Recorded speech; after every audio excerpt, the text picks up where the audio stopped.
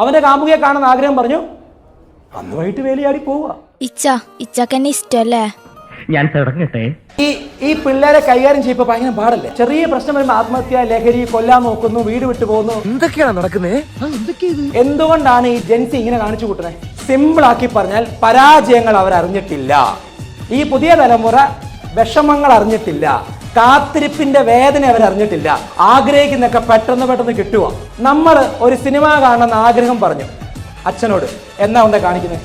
ചിലപ്പം പെരുന്നാളോ ഉത്സവം വരുമ്പോഴോ വർഷത്തിൽ ഒരിക്കലേ കൊണ്ടേ കാണിക്കത്തുള്ളൂ അല്ലേ? നിങ്ങൾക്ക് ബിരിയാണി വേണമെന്ന് ആഗ്രഹം പറഞ്ഞു, ക്രിസ്മസോ പെരുന്നാളോ എന്തെങ്കിലും വരണം ബിരിയാണി കഴിക്കണമെങ്കിൽ അല്ലേ? നിങ്ങൾക്കൊരു ബന്ധുവിനെ കാണുമ്പോൾ ആഗ്രഹം പറഞ്ഞു, അവധി വരണം പോയി കാണണമെങ്കിൽ.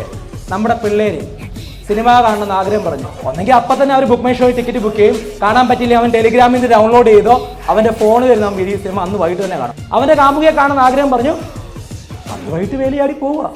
കാത്തിരിക്കുന്നില്ല, ക്ഷമയില്ല, പരാജയങ്ങളുടെ വേദന അറിയുന്നില്ല, കാത്തിരിപ്പിന്റെ വേദന അറിയുന്നില്ല. എല്ലാം കിട്ടി ശീലിച്ചവരാ. അതുകൊണ്ട് തന്നെ അവർക്ക് ചലഞ്ചസിനെ നേരിടാനുള്ള ചങ്കൂറ്റവും ഇല്ല. നമ്മളെ സംബന്ധിച്ച് പ്രതിസന്ധികൾ ഒരുപാട് നേരിട്ടുള്ളതുകൊണ്ട് നമുക്ക് ആ ചങ്കൂറ്റം ഉണ്ടായി. ഏസോർണോ? അടുത്തിരിക്കുന്ന ആൾക്കാരുടെ മുഖത്ത് ചങ്കൂറ്റം ഉണ്ടോ നോക്കിക്കേ.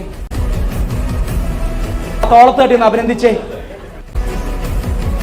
ആ തട്ടുന്നത് നിങ്ങളുടെ അച്ഛനും അമ്മയ്ക്കും നിങ്ങളെ വളർത്തിയ വ്യക്തികൾക്കും വേണ്ടിയിട്ടുള്ള തട്ടിക്കേ. കാരണം നമ്മളെ ഈ ചങ്കൂറ്റം ഉണ്ടാക്കി തന്നത് നമ്മുടെ പേരൻസാണ്.